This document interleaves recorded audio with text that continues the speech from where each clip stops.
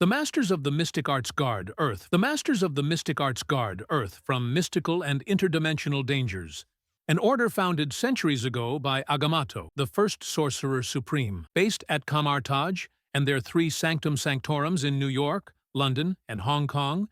They protect Earth from entities like Dormammu. After the Ancient One's death and Strange's disappearance, Wong was appointed Sorcerer Supreme. They symbolize Marvel's hidden protectors, sorcerers working behind the scenes to safeguard reality itself. Avengers. The Avengers were formed through Nick Fury's initiative, a plan to bring together Earth's mightiest heroes. Their first on-screen assembly saw Iron Man, Captain America, Thor, Hulk, Black Widow, and Hawkeye unite to stop Loki. The team became Earth's frontline defense, battling Ultron and later facing their greatest test against Thanos in Endgame. Though the Sokovia Accords briefly split them, they reconciled to save the universe. Children of Thanos. The Black Order. The Black Order were Thanos' most loyal and deadly enforcers, making their MCU debut in Avengers: Infinity War. Ebony Maw, Cull Obsidian, Corvus Glaive, and Proxima Midnight descended on Earth to hunt down the Infinity Stones. Each proved terrifying with unique brute force and weapons, but one by one, they fell in combat, with all 4 being killed by the end of the film. Thunderbolts. The Thunderbolts weren't born from heroism. They were built on lies. Valentina Allegra de Fontaine assembled a squad including Yelena, Bucky, Walker, Ghost, Taskmaster, and Red Guardian for covert, compromised missions. They were forced to confront both their own trauma and Val's manipulations. Illuminati Earth 8381.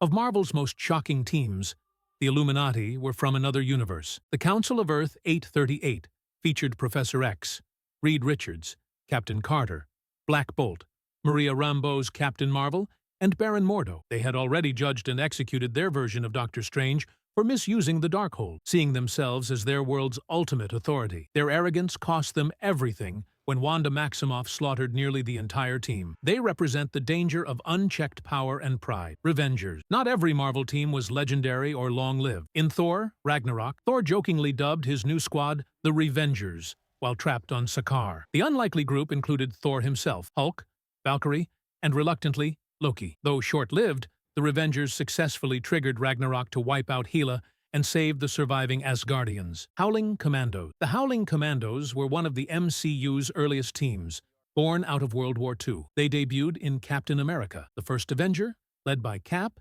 and joined by Bucky Barnes, Dum Dum Dugan, and others. This specialized unit fought Hydra across Europe, dismantling bases and striking fear into the enemy. Guardians of the Galaxy. The Guardians of the Galaxy were never meant to be heroes. They were outlaws, assassins, and bounty hunters. Star-Lord, Gamora, Drax, Rocket, and Groot reluctantly teamed up to stop Ronan the Accuser, turning survival into a mission to protect the galaxy. Their bond grew stronger across multiple films, gaining and losing family along the way. Fantastic Four. The Fantastic Four arrived in the MCU as legends from the past, on Earth 828. Reed Richards, Sue Storm, Ben Grimm, and Johnny Storm gained their powers in 1960. They faced their greatest test when the Silver Surfer warned Earth of Galactus, the cosmic being who devours worlds. They ultimately devised a plan to lure Galactus into a portal, saving Earth at great personal cost. Starforce was the Kree Empire's elite military unit, first met in Captain Marvel, where Carol Danvers, Vers, served under Jan Rog. They carried out surgical strikes until Carol uncovered her past and realized the Kree were manipulating her. Starforce weren't protected. They were instruments of oppression. Eternals. The Eternals were immortal beings sent to Earth millennia ago by the celestial Arishem. This team of 10, including Ajak, Icarus, and Circe, guided human civilization and defended it from deviants. The Eternals symbolize the struggle between duty and free will. Defenders. Unlike cosmic heroes, the Defenders were a street-level team born in the shadows of New York. Daredevil, Jessica Jones, Luke Cage, and Iron Fist reluctantly joined forces in their Netflix crossover series to stop the ancient cult known as the Hand. The Defenders represent Marvel's grounded side, flawed heroes who protect their city. Darkhold Cult, Witches of Salem. The Darkhold cult traces its roots back to the Witches of Salem, those who sought forbidden magic. Agatha Harkness, a survivor of the trials, turned against her coven to harness the book's power, which later corrupted Wanda Maximoff. The Darkhold's influence has been a story of corruption. They represent temptation and corruption. Tracksuit Mafia, far from cosmic gods, The tracksuit mafia are street-level thugs who debuted in Hawkeye. Wearing their signature red tracksuits and working under Wilson Fisk, the Kingpin, they clashed with Clint Barton and Kate Bishop. The Executor-class Star Dreadnought. The Executor-class Star Dreadnought, or Superstar Destroyer, was one of the most powerful warships ever conceived and an undisputed symbol of the Imperial fleet. This colossal design was the brainchild of Lyra Wessex, who sought to push starship design even further, adhering to the terror styling philosophy, intimidation through sheer size. Measuring an immense 19,000 meters in length and requiring a staggering 280,730 crew members, its scale was astronomical. To avoid scrutiny from the Imperial Senate, its length was deliberately understated, leading to the widespread but unofficial use of the term Superstar Destroyer. The vessel had noticeable flaws, particularly its unprotected ventral and aft sections, which required a strong starfighter screen to prevent smaller ships from exploiting these blind spots. This vulnerability was tragically revealed at the Battle of Endor, where the Executor was finally destroyed. The Star Dreadnought prototype. Before the full-scale Executor class entered production, there were the Star Dreadnought prototypes. These early experimental designs served as crucial test beds for the advanced technology that would eventually be scaled up. They were never widely deployed and remain largely mysterious in the lore, but their development was essential in paving the way for the massive warships that followed. The Eclipse-class Superstar Destroyer. The Eclipse-class Superstar Destroyer marked a terrifying new generation of Imperial dreadnoughts, serving as the personal flagship of Emperor Palpatine himself. Though slightly shorter than the Executor at 17,500 meters, it packed a far greater mass. The Eclipse was so powerful, it was even used to destroy another Executor-class ship, the Annihilator. With a staggering crew count of 700,000, more than double the Executor's requirement, this ship was a true mobile fortress. Only two were produced, and both met spectacular ends. The original Eclipse was consumed by a titanic force storm, and the Eclipse Dakui was destroyed in a hyperspace collision with the Galaxy Gun. The Sovereign-class Star Dreadnought. The Sovereign-class Star Dreadnought was intended to be a smaller, more streamlined 15,000-meter version of the Eclipse. Like its predecessor, it was also planned to be equipped with a scaled-down superlaser, and the Empire had hoped to build it faster and in greater numbers. However, with the final death of Emperor Palpatine and the fragmentation of the Empire, those plans were ultimately thwarted. The lead ship, Sovereign, was still incomplete, and the class never saw full-scale service. The Allegiance-class Battlecruiser. The Allegiance-class Battlecruiser is an outlier on this list. At 2,200 meters, it's a heavy star destroyer, slightly bigger than the Imperial class, but significantly smaller than its Superstar Destroyer counterparts. Its design notably lacked underside hangar bays, meaning it relied purely on its advanced firepower. It was armed with 6 heavy turbolaser batteries, making it an upgrade in raw weaponry, but it certainly feels lackluster when stacked against the true dreadnoughts. The Mandator class Dreadnought. The Mandator-class Dreadnought line is ancient, with variants predating the Clone Wars and later evolving into the massive Mandator III class, a 12,000-meter weapons platform with shields comparable to the Executor. The line continued with the First Order's Mandator IV-class Siege Dreadnought at 7,600 meters. This vessel's orbital autocannons were truly fearsome. We saw the Fulminatrix attempt to lay siege to the Resistance base on Dakar before being destroyed by a heroic bombing run. The Mega-class Star Dreadnought. The Mega-class Star Dreadnought, the Supremacy, is arguably the largest ship ever constructed in the galaxy. Supreme Leader Snoke's mobile headquarters measured an astonishing 60 kilometers in width and housed a crew of over 2.2 million. The Supremacy was finally split in two during the Battle of Crate, when Admiral Holdo executed the famous Holdo maneuver, ramming the Raddus into it at light speed. The Vengeance-class Star Destroyer. The Vengeance-class Star Destroyer was a unique Executor variant, distinguished by its slender, elongated, sword-like profile, a departure from the standard dagger shape. It was similarly armed with turbolasers and ion cannons. The most notable ship of this class was commanded by the former Jedi, High Inquisitor Jarek, before it was ultimately destroyed alongside him during his attempt to harness the power of the Valley of the Jedi. The Megador. The Megador was a superstar destroyer that served as the flagship of Admiral Gilad Pellaeon during the Second Galactic Civil War. Equipped with 16 engines and an unprecedented number of turbolaser batteries, it was regarded as one of the most heavily armed warships of its era, playing a significant role in the Swarm War and later hosting major treaty negotiations. The Arcadia. Finally, the Arcadia, a massive wedge-shaped superstar destroyer that had a truly unique fate. Captured by the Yevithans, It was fitted with a covert slave circuit system for remote control. After being abandoned by the Imperials, the Yevathans recovered it and turned the decommissioned vessel into a museum on N'Zoth, preserving it as a symbol of inspiration for future generations. Dorsch had everything you'd expect from a top-tier recruit, a British pure-blood wizard. He graduated from Hogwarts with outstanding grades in every single NEWT subject he took, a step above the already grueling exceeds expectations requirement. To get into the Auror office, you needed to ace defense against the dark arts, charms, transfiguration, potions, and herbology. The first time readers meet Dawlish in Order of the Phoenix, he's escorting Cornelius Fudge to confront Dumbledore. He was the Ministry's scapegoat, a reminder of just how stacked the odds were against anyone who wasn't a legend. Tina Goldstein. Tina Goldstein is the underdog who proved herself against one of the most dangerous wizards in history. But what makes her story so fascinating is how easily she could have been overlooked until she found herself standing across from Gellert Grindelwald. Tina, short for Porpentina, was an American half-blood witch who studied at Ilvermorny, the North American equivalent of Hogwarts. She excelled there and, after graduation, joined MACUSA, the Magical Congress of the United States, as an Auror. Her first real test came when Grindelwald was disguised as Percival Grave. When Tina clashed with him,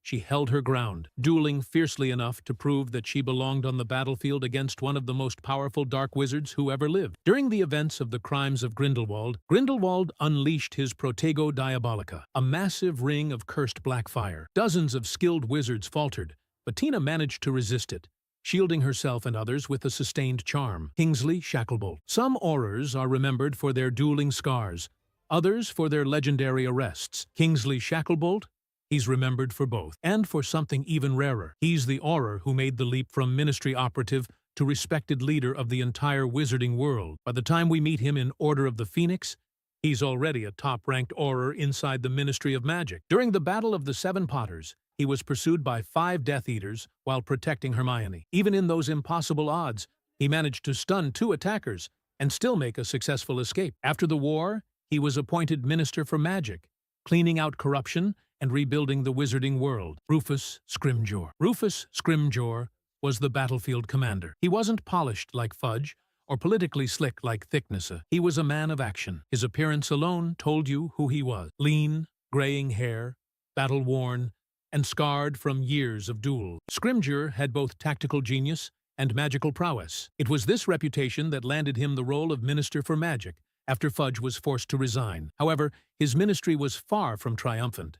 Even with his last breath, he was killed for his defiance, but his refusal to break under Voldemort's pressure cemented his legacy. Not every powerful Auror could fit into the top 5. Some made their mark in quieter ways, others left their legacy in tragedy. Harry Potter joined the Auror office immediately after Voldemort's defeat. A dueling master and natural leader, he eventually rose to head of the office, Pearl Graves. Pearl Graves was the head Auror for MACUSA, and the fact that Grindelwald chose him as his disguise speaks volumes. He was respected, feared, and perfectly positioned inside the system. Theseus Scamander. Theseus Scamander, Newt's older brother, was nicknamed the War Hero and became head Auror for the British ministry. He had the charisma to lead squads, the magical ability to survive high-stakes confrontations, and the authority to shape policy. Ron Weasley. Ron Weasley also served as an Auror, contributing to the cleanup of Voldemort's scattered forces. Though his career was short-lived, he left to join his brother at Weasley's Wizard Wheezes.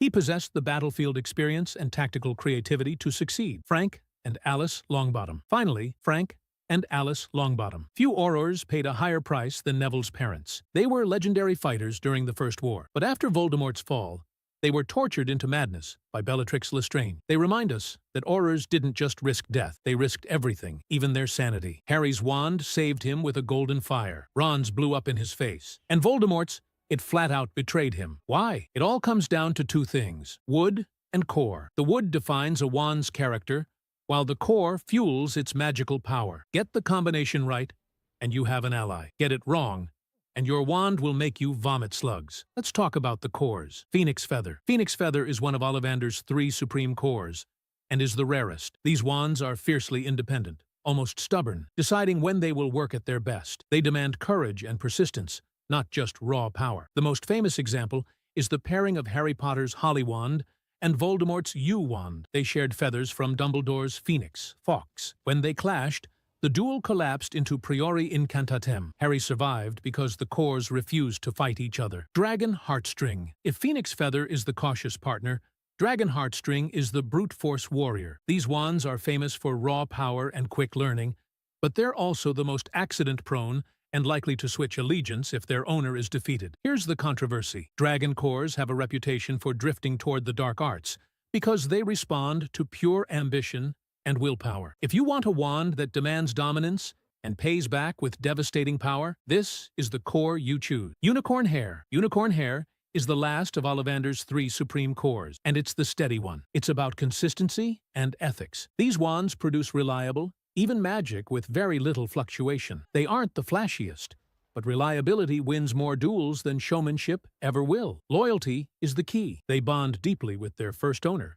and are hard to win over. Who should carry it? Healers, teachers, and aurors who value control over spectacle. Thestral Tail Hair. Thestral Tail Hair is rare, difficult, and infamous because it sits at the heart of the Elder Wand. The core demands clarity of will. If you hesitate, it feels erratic. In the hands of a focused caster, it channels power with unnerving directness. It resonates with mastery under pressure and the acceptance that power has a cost. If you can look straight at fear and keep casting, Thestral Hair will answer. Vela Hair. Vela Hair is one of the rarest and most polarizing cores, described as volatile because it reacts to emotion more than reason. These wands magnify the caster's mood. When handled with balance, Vela Hair produces enchantments that are both precise and disarming. It's risky, but risk and brilliance usually come as a package. Wampus Cat Hair. Wampus Cat Hair is a North American favorite, built for duelists who move first and think while moving. It rewards instinct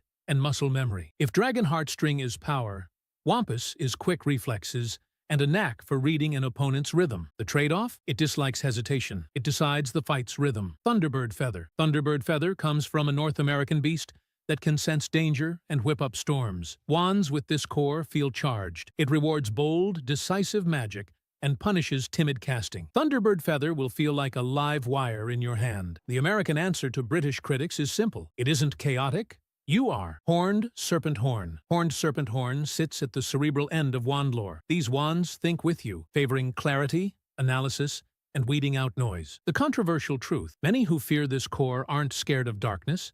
They're scared of feedback. This core mirrors your mind back to you. Now that we've seen the heart of a wand, let's look at its skin, the woods. Elder. Elderwood is one of the rarest and most enigmatic materials, notorious for being difficult, even hostile, toward those who don't measure up. Elder responds to willpower expressed as action. Clear, immediate intent. It doesn't create greatness.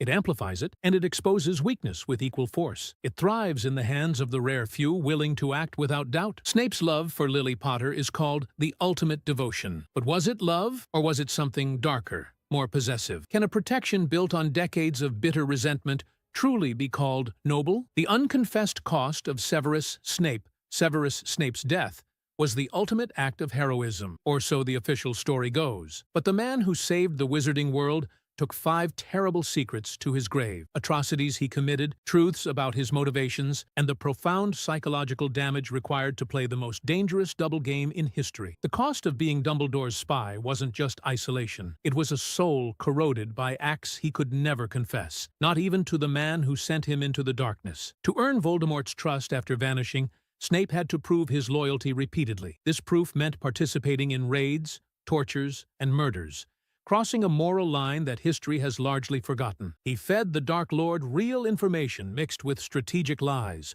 reporting back to Dumbledore while omitting the horrible things he'd personally done to earn that intelligence. He ran Hogwarts under Death Eater occupation, allowing students to be tortured to maintain his cover. Every time he cast a Cruciatus curse to prove himself, every time he stood by while others suffered, a piece of his soul chipped away. He carried the weight of these crimes alone, knowing history would remember him as a murderer, not a savior. Lily's conditional love. We praise his eternal devotion to Lily Potter, yet the truth is far more uncomfortable. Snape's love for Lily curdled into a dark, possessive obsession during their Hogwarts years. When she chose James Potter, Snape didn't just lose a girl.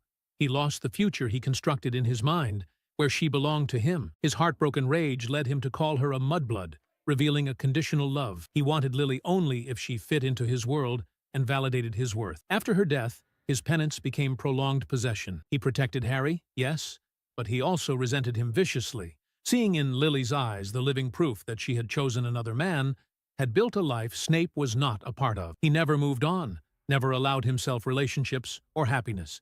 His entire identity for 20 years revolved around a woman who had been dead longer than she'd been alive. He built a shrine to a dead woman in his mind and called it love, a possessive prison he chose to live in. The original sin. The darkest weight Snape carried was the knowledge of his original sin. He was directly responsible for Lily's death. In 1980, still a committed Death Eater, eager for approval, he overheard a fragment of Sybil Trelawney's prophecy at the Hogshead Inn and ran straight to Voldemort with the valuable intelligence. He never imagined the Dark Lord's equal could be Lily's child. When Voldemort chose to target the Potters, the horror crashed down on him. His own single act of loyalty to the Dark Lord had signed her death warrant. He rushed to Dumbledore, begging him